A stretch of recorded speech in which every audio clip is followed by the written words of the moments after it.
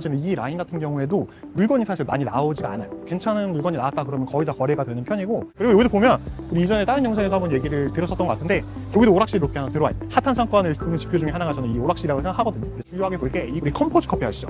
컴포즈 커피의 모 기업이 지어서 사옥으로 사용하고 있는 건물이에요. 박태준 씨가 소유하고 있는 그런 건물이에요. 블루 엘리펀트.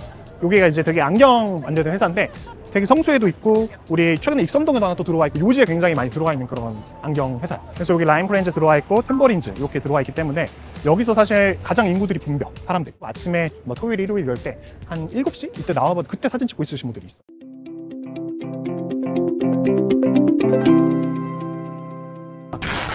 저 뒤에 보이는 저 건물 같은 경우에 올해 4월에 거래된 사례고 매매가 같은 경우에는 137억 원 정도에 거래가 됐어요. 토지 한 평당 1억 9천만 원이 조금 안 되는 1억 8천 940만 원 정도 수준으로 거래가 됐고, 원래 최초에 한 160억 중반대 계속 내놨었고 계속 인수 조건으로 진행을 했었어요. 왜냐면 2층 같은 경우에는 설빙이라고 하는 대형 프랜차이즈 임차사가 들어가 있어서 용도 조건이 좀 어려웠었는데 외도인의 사정에 의해서 상황이 계속 조금씩 바뀌게 됐었거든요. 그래서 금액대도 150억, 140억대로 떨어졌었고 140억에 떨어졌었어도 2층 명도가 계속 안 된다고 했었어요.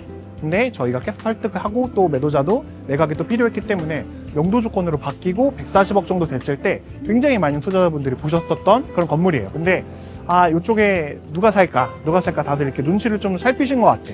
그러다 1억 떨어질 때마다 이거 진짜 팔리겠다 얘기를 했었는데 결국에는 최종적으로 137억 원에 정식 명도 조건으로 거래된 케이스예요. 그러니까 100억대 초반에 전층 명도되는 세로스키 완전 메인 건물이라고 하니까 지금 생각해보면 분위기가 또 지금 또 다르거든. 올해 4월이랑 지금 9월 달인 현 시점에서는 빌딩 시장 분위기가 굉장히 많이 달라요. 우리가 627 대책해가지고 아파트 대출을 막았잖아. 6억 이상 대출을 안 해주는 걸로. 그렇다 보니까 가계대출이 막히니까 대부분 현금은 유동성이 증가하니까 대부분 빌딩 쪽으로, 기업대출 쪽으로 많이 늘어나는데 그 빌딩 시장 최고가를 경신하는 사례들이 굉장히 많아요.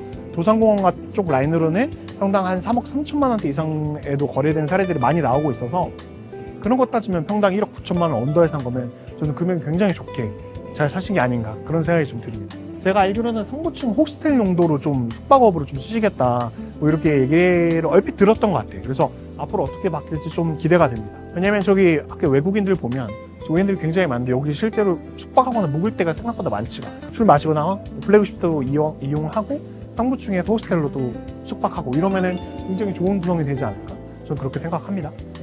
이 길 쪽 끝쪽으로 가면 이제 유동은 조금씩 빠져. 우리 템버린즈 있었던 건물 기준으로 했을 때가 가장 붐볐고 저 끝쪽으로 가면 아파트가 미성 아파트, 그다음에 신현대 아파트가 있잖아. 그러니까 그쪽에 사시는 우리 사모님들이나 사장님들이 그냥 마실 나오는 그 배우 세대, 전통적으로 여기는 원래 배우 세대가 강한 그런 상권이거든. 저 끝쪽으로 갈수록 젊은 사람들보다는 오히려 이 동네를 그냥 이용하시는 사장님, 사모님들이 많이 보인다. 이 건물 같은 경우에도 젠틀몬스터가 통으로 또 임대해서 들어와 있는 그런 건물. 그래서 이 메종 마르지엘라 이것도 웬만한 또 핫한데 요지에 다 들어와 있거든요. 그 대기업에서 좀 주목하고 있는 상권이 다 보시면 좋을 것 같고 여기도 바이레도 또 들어와 있고 그리고 저쪽이 또 논픽션 우리 향수 브랜드 들어와 있고 여기도 알로라고 또 우리 안경 브랜드도 들어와 있거든요. 굉장히 요지에 많이 들어와 있더라고요. 성수동에도 최근에 이 알로 들어와 있던 건물이 130억 초반? 그냥 1억 3억 4,500 최근에.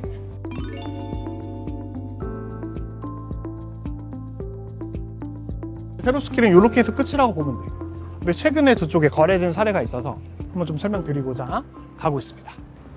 이 건물 같은 경우에는 최근에 한 150억 잔금까지 이어진 게 아니라서 정확한 거는 아닐 수도 있는데 한 그 정도 전후로 거래가 된 걸로 알고 있고 평당 한 2억 2천만 원 정도 수준 그렇게 거래가 됐어요. 그러니까 아까 봤었던 건물도 1억 9천만 원 정도 수준의 세로스킬 메인에 있었고 이쪽 같은 경우 평당 2억 2천만 원 정도 수준으로 거래가 된 거니까 2억대 이상의 평당가를 앞으로도 충분히 신고가를 계속 갱신해 나가면서 거래되지 않을까. 우리 나로스킬 쪽으로도 최근에 한 2억 2천만 원 정도 이상 수준의 거래 사례가 나온 걸로 알고 있거든요. 그러니까 세로스킬도 100억대 한 초반에서 중반 정도 덩어리에 평당가 한 2억 원대면 충분히 앞으로도 거래되지 않을까. 저는 그렇게 생각이 좀 듭니다. 원래는 가로수길 이쪽이 훨씬 더 핫했고 성수동이 그냥 창고 부지였어. 이제는 20대는 핫플이다 그러면 성수동인 거지. 그러니까 이렇게 인식의 변화가 크다고 보여져. 네, 오늘은 강남에 많이들 궁금해하시는 세로스킬 상권에 대해서 한번 이야기를 좀 나눠봤거든요.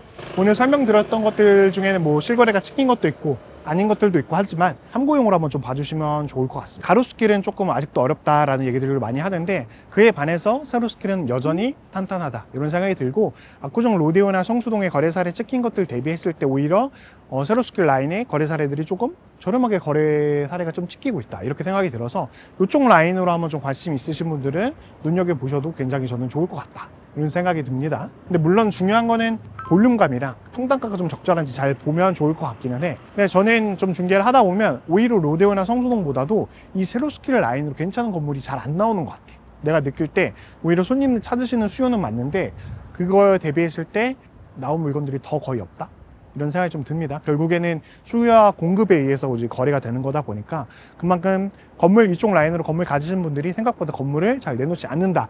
오늘 세로스길 영상 여기서 마무리하고요. 본 영상이 유익하셨다면 좋아요, 구독, 궁금한 게 있으시다면 댓글로 남겨주시면 좋을 것 같습니다. 더 좋은 부동산 정보 가지고 찾아뵙도록 하겠습니다. 감사합니다. 필수!